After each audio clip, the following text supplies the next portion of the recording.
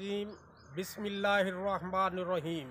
मेरे प्यारे दोस्तों, आज मैं आपको एक नुस्खा जो बताना चाहता हूँ वो बवासीर का है।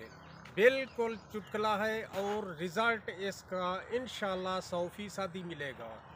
आप एक अनार के पौधे को ले लें, उस पर जो ये फल लगा होता है ये बिल्कुल ये फूल नहीं फल, लेकिन वो कच्चा बिल्कुल, इसके अंदर दाना जो है वो खीर देता हो, पक्का गुठली पोख्ता ना हो।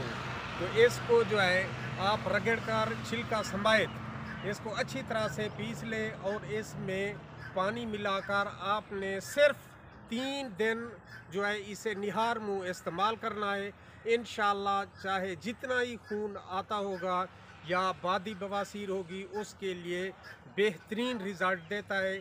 इसमें एहतियातें जो करनी है, आपने मिर्च वगैरह इस्तेमाल नहीं करनी और बादी अशिया जो होती हैं, मिसाल के तौर पर आलू, चने की दाल या चावल वगैरह, इनसे परहेज़ करना है।